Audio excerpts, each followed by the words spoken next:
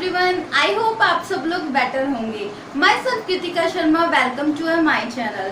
Students, हम सब लोग जानते हैं मैटर की 3 स्टेट्स होती हैं, ठीक है। सॉलिड, ठीक है, लिक्विड एंड गैस, ठीक है स्टूडेंट्स। ये बोथ आर इंटरकन्वर्टिबल, मतलब एक स्टेट से दूसरी स्टेट में कन्वर्ट हो जाती है। इनमें मेजर डिफरेंस क्या है, ठीक है। सॉलिड में स्ट्रॉन्ग इंटरमॉलिक्यूलर फोर्सेस होती है, but least intermolecular forces gases में होती है, ठीक है। लेस इंटर पार्टिकल, मतलब एक पार्टिकल के और दूसरे पार्टिकल में डिस्टेंस बहुत कम होगा, मतलब स्ट्रॉन्गली अटैच होंगे। बट गैसेस में क्या होगा, इंटर पार्टिकल डिस्टेंस ज़्यादा होगा, बहुत दूर दूर होगा, ठीक है। ये मेजर डिफरेंस है इन 3 स्टेट्स में, ठीक है। तो आज हम डिस्कस करने वाले हैं सॉलिड स्टेट के बारे में, जो कि है आपके 12th क्लास का फर्स्ट चैप्टर। सबसे पहले तो हम जानेंगे कि सॉलिड होता क्या है, ठीक है। ये हमारी लाइफ में क्या रोल प्ले करता है और सॉलिड्स कितने टाइप्स के होते हैं, क्लासिफिकेशन क्या है सॉलिड की, ठीक है। तो फर्स्ट हम डिस्कस करेंगे सॉलिड्स के बारे में। मेन कैरेक्टरिस्टिक क्या है सॉलिड के, ठीक है। ये कैसे होते हैं, डेफिनेट शेप, ठीक है स्टूडेंट्स, इनकी डेफिनेट शेप होती है, ठीक है। जैसे कि ये पेन है, इसकी डेफिनेट शेप है, ऐसे ही रहेगी, ठीक है। डेफिनेट वॉल्यूम होता है, ठीक है। स्ट्रॉन्ग इंटर मॉलिक्यूलर फोर्सेस, ठीक है। देखिए स्टूडेंट्स, ये है सॉलिड्स, ठीक है। तो ये स्ट्रॉन्गली अटैच है, इनमें बहुत कम डिस्टेंस होता है, कुछ तो बिल्कुल टाइटली अटैच होते हैं, ठीक है। और लेस इंटरमॉलिक्यूलर डिस्टेंस, ठीक है। जैसे कि आप इसमें देख रहे हैं, इसमें और इसमें डिस्टेंस बहुत कम है, ठीक है। लेस इंटरमॉलिक्यूलर डिस्टेंस होता है। जो सॉलिड होते हैं वो रिजिड होते हैं, ठीक है स्टूडेंट्स। और क्या होता है, हाई डेंसिटी, ठीक है, डेंसिटी। और ये क्या होते हैं, इनकी sharp melting and boiling point होता है, ठीक है। Sharp melting point and boiling point, ठीक है। और इनमें फ्लूइडिसिटी नहीं होती, ठीक है। लिक्विड की तरह ये फ्लो नहीं कर जाते, इनकी खुद के डिपेंडेंट होते हैं और खुद की शेप होती है, ठीक है। और क्या होता है इनमें, ये डिफ्यूजन के थ्रू पास आउट नहीं होते, जैसे कि गैसेस होती हैं डिफ्यूजन के थ्रू इधर से उधर चली जाती हैं, वैसे ये नहीं होते हैं, ठीक है। अब आप पता लगाना हो कि एक सॉलिड दूसरे सॉलिड में क्या डिस्टेंस, क्या फ़र्क है, तो हम उसका इंटरमॉलिक्यूलर फोर्सेस देखेंगे, मतलब उसका मेल्टिंग एंड बॉइलिंग पॉइंट देखेंगे, ठीक है। लेस मेल्टिंग पॉइंट होगा, mean less inter particle forces, ठीक है। लेस इंटर पार्टिकल फोर्सेस, ठीक है। अगर मोर मेल्टिंग पॉइंट होगा तो क्या होगा, मोर स्ट्रॉन्ग, ठीक है, इंटर पार्टिकल फोर्सेस, ठीक है। जैसे कि ऑक्सीजन है, इसका मेल्टिंग पॉइंट 55 है, आइस है उसका है 273। इन दोनों में डिफरेंस है, क्योंकि इसमें जो बॉन्ड बना है दो पार्टिकल्स के बीच में वो बहुत ज़्यादा है, ठीक है। डिस्टेंस ज़्यादा है तो इंटरमॉलिक्यूलर फोर्सेस कम है, और इसमें क्या है, इंटरमॉलिक्यूलर फोर्सेस ज़्यादा है, ठीक है। ये इससे हम पता लगा, मेल्टिंग पॉइंट से हम डायरेक्टली पता लगा सकते हैं कितना स्ट्रॉन्ग सॉलिड है और कितना स्ट्रॉन्ग सॉलिड नहीं है, ठीक है। तो ये तो था सॉलिड के बारे में। अब सॉलिड की क्लासिफिकेशन कैसे की गई है और कितने पार्ट्स में की गई है। मेनली सॉलिड्स की 2 पार्ट्स में क्लासिफिकेशन की गई है। एक आता है आपका क्रिस्टलाइन सॉलिड, ठीक है स्टूडेंट्स। फर्स्ट आता है आपका क्रिस्टलाइन सॉलिड, ठीक है। नेक्स्ट आता है आपका अमॉर्फस सॉलिड, ठीक है स्टूडेंट्स। हम जानेंगे इनमें मेन डिफरेंस क्या है। ठीक है, ये जैसे कि क्रिस्टल होते हैं, स्ट्रॉन्ग बॉन्डिंग होती है। ठीक है, जैसे कि सोडियम क्लोराइड का एग्जाम्पल है। ठीक है, तो ये ऐसे अटैच है एक दूसरे के साथ, 3 डायमेंशन नेटवर्क बनाते हैं। ठीक है, इसके साथ जैसे क्लोरीन, सोडियम, फिर क्लोरीन, फिर सोडियम, मतलब ऐसे ये बॉन्ड बना रहे हैं इसके साथ। ठीक है, तो एक रेगुलर ऑर्डर है थ्रू आउट, मतलब जैसे यहाँ पे है वैसे यहाँ पे है, फिर ऐसे है। ठीक है, तो लॉन्ग रेंज ऑर्डर होते हैं। क्रिस्टलाइन सॉलिड कैसे होते हैं? Long range order. ठीक है, बट एमोर्फस सॉलिड में क्या होता है, जैसे कि यहाँ पे ऐसा स्ट्रक्चर बना लिया तो यहाँ ऐसे जैसे बनाएगा, यहाँ फिर ऐसा बनाएगा तो 1-2 ऐसे बना लेगा, कोई रेगुलर ऑर्डर नहीं होता। ठीक है, तो ये क्या होते हैं? Short range order. ठीक है, मेन डिफरेंस इसमें एक लॉन्ग रेंज ऑर्डर है, एक शॉर्ट रेंज ऑर्डर। ठीक है स्टूडेंट्स, इनमें क्या होता है, लॉन्ग रेंज ऑर्डर है तो ये क्या है? ट्रू सॉलिड बोला जाता है, क्योंकि हम इनको इजीली आइडेंटिफाई कर लेते हैं, इनको ट्रू सॉलिड बोला जाता है। बट एमोर्फस सॉलिड को स्यूडो सॉलिड बोला जाता है, स्यूडो सॉलिड। तो स्यूडो सॉलिड इसलिए बोला जाता है इन्हें क्योंकि ये समटाइम ये क्रिस्टलाइन सॉलिड की तरह बिहेव करने लग जाते हैं। ठीक है, जैसे कि आपने देखा होगा, ग्लास एग्जांपल है एमोर्फस सॉलिड का। ठीक है, ग्लास को विंडो में यूज किया जाता है। विंडो में क्या होता है, कुछ टाइम बाद आप ओल्ड घर की विंडोज देखना, उसमें वाइट पर्ट लग जाती है। ठीक है, वो प्रोसेस होता है एनिलिंग। ठीक है, उसमें क्या होता है कि वाइट पर्ट लग जाएगी। वो किस लिए लगती है? जैसे कि दिन को टेम्परेचर राइज होता है, शाम को डाउन होता है, तो उसकी वजह से पर्ट लग जाती है। जो ग्लास है वो बिहेव करने लगता है क्रिस्टलाइन सॉलिड की तरह, तो उसको बोला जाता है स्यूडो सॉलिड। ठीक है, और एमोर्फस सॉलिड जैसे कि आप उसको हीट करोगे तो वो लिक्विड की तरह फ्लो करेगा, लिक्विड की तरह बिहेव करेगा, इसलिए इसको स्यूडो कोल्ड लिक्विड भी बोलते हैं। ठीक है, क्योंकि ये लिक्विड की तरह बिहेव करता है। ठीक है, ये क्या होते हैं? रेगुलर ऑर्डर होता है। ठीक है, जैसे कि हमने बोला था सेम सेम सेम। ठीक है, तो इसमें क्या होता है? Regular order.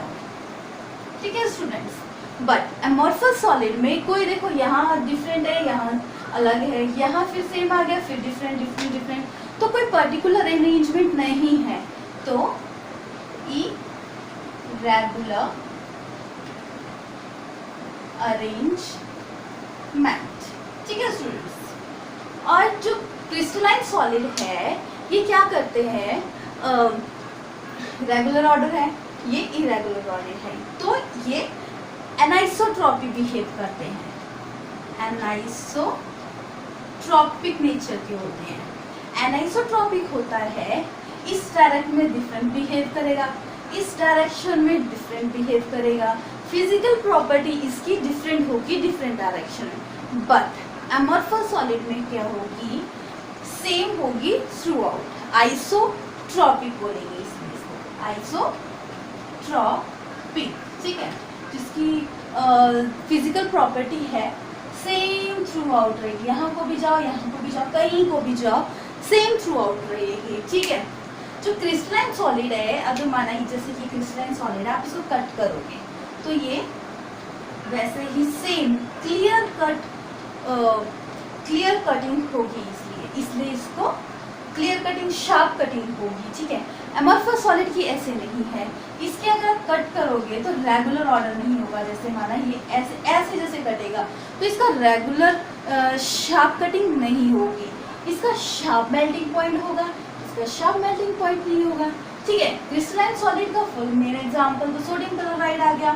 नेक्स्ट आप जैसे कि सोडियम क्लोराइड, पोटाशियम क्लोराइड, ठीक है, जिंक सल्फाइड एक्सेट्रा, और भी बहुत ज़्यादा एग्जाम्पल है। ठीक है, एमोर्फस सॉलिड है एग्जाम्पल ग्लास, ठीक है, पॉलीमर,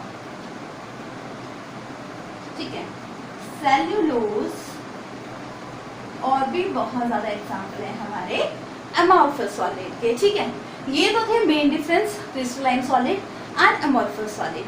इस चैप्टर में हम क्रिस्टलाइन सॉलिड के बारे में डिस्कस करेंगे, अमोर्फस सॉलिड के बारे में नहीं डिस्कस करेंगे, ठीक है। हम डिटेल में स्टडी करेंगे क्रिस्टलाइन सॉलिड क्या होते हैं, क्लासिफिकेशन क्या है क्रिस्टलाइन सॉलिड की, और कैसे अरेंज होते हैं ये स्पेस में, ठीक है।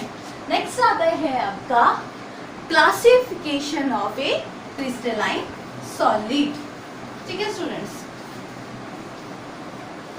Classification of crystalline solid. अब हम डिस्कस करेंगे classification of A crystalline solid.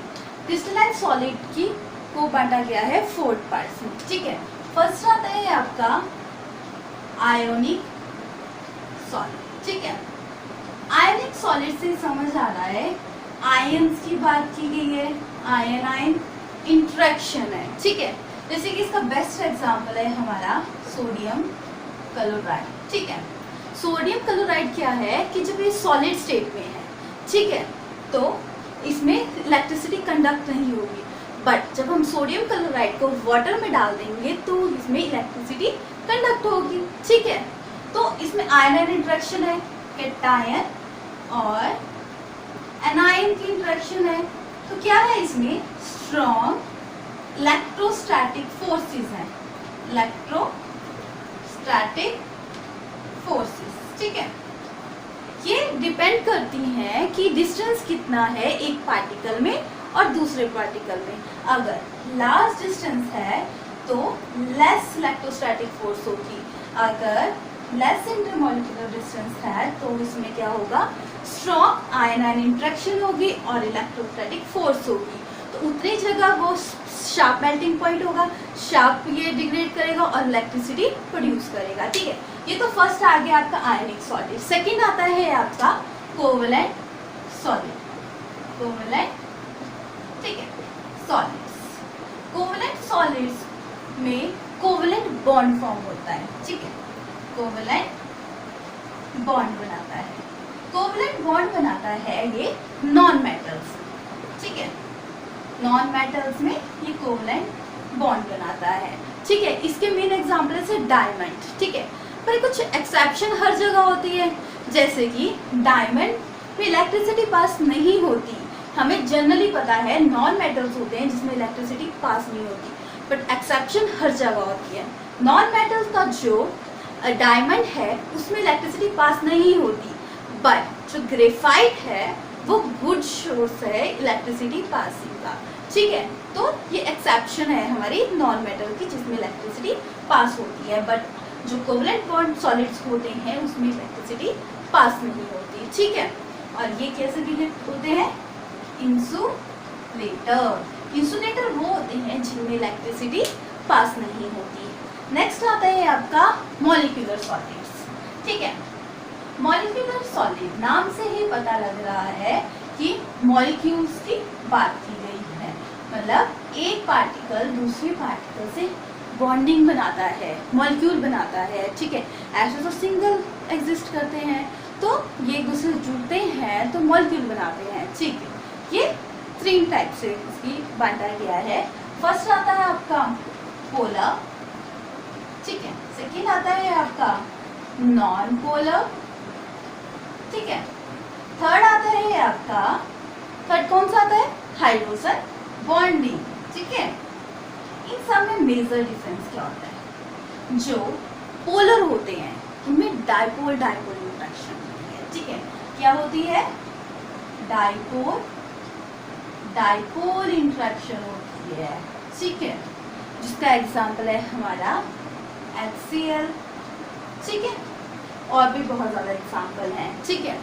तो इसमें क्या होता है, ये मेल्टिंग और बॉइलिंग पॉइंट इसका शार्प नहीं होता, मतलब लो मेल्टिंग और बॉइलिंग पॉइंट होता है, इसलिए ये सॉलिड में भी एग्जिस्ट करते हैं, लिक्विड में भी होते हैं और गैसेस में ही होते हैं, ठीक है। तो ये था पोलर सॉल्वेंट, मतलब जैसे HCl डाइपोल डाइपोल मूवमेंट होती है, पॉजिटिव एंड एक क्या होता है, इलेक्ट्रोनेगेटिव होता है, इलेक्ट्रो पॉजिटिव होता है। बट नॉन पोलर से अपोजिट है, ये मॉलिक्यूल तो बनाता है बट अपने में ही, जैसे कि हाइड्रोजन के साथ ही बॉन्ड बनाएगा, ठीक है, क्लोरीन के साथ ही बॉन्ड बनाएगा, ठीक है। ये कोवलेंट बॉन्डिंग करता है, ठीक है, जैसे कि हमारे नोबल गैसेज हैं, ठीक है, हीलियम, नियॉन, आर्गन, ठीक है, क्रिप्टॉन और जो भी है नोबल गैसेस वो मोनोएटॉमिक एग्जिस्ट करती है। तो नॉन पोलर ये सिंगल रहना भी पसंद करती हैं, अगर बॉन्ड बनाएंगे तो अपने साथ ही बनाएंगे, ठीक है। हाइड्रोजन बॉन्डिंग, हाइड्रोजन बॉन्डिंग मतलब हाइड्रोजन के साथ जो बॉन्ड बनाती है, ठीक है। तो जो ये बॉन्ड बनाएगी मोस्ट इलेक्ट्रोनेगेटिव एलिमेंट के साथ, जैसे कि हाइड्रोजन बॉन्ड बनाती है फ्लोरीन के साथ मोस्ट इलेक्ट्रोनेगेटिव, ठीक है। और नाइट्रोजन बॉन्ड बनाता है हाइड्रोजन के साथ, ठीक है। तो ये हाइड्रोजन बॉन्डिंग बनाता है हाइड्रोजन के साथ जो बॉन्ड बनाते हैं, ठीक है।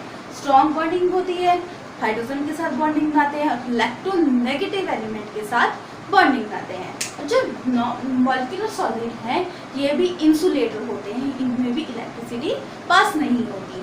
नेक्स्ट आता है आपका fourth and last metallic solid, ठीक है।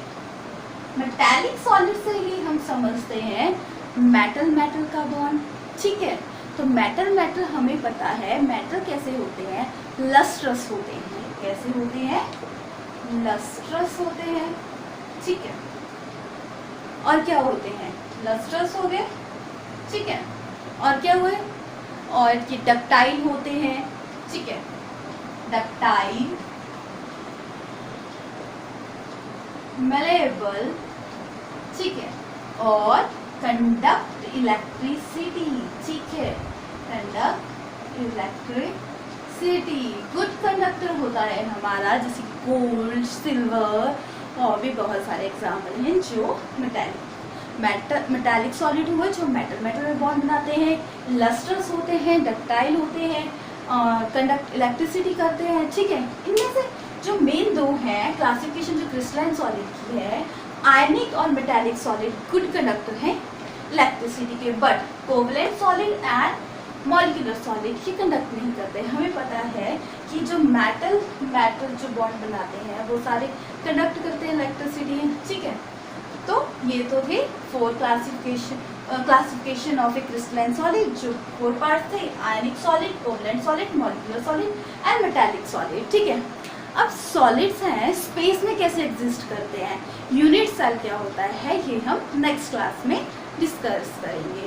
Thank you and please like, share and subscribe my channel. अगर किसी को कोई डाउट होता है तो कमेंट बॉक्स में मुझे मैसेज कर सकते हैं, ठीक है। Thank you.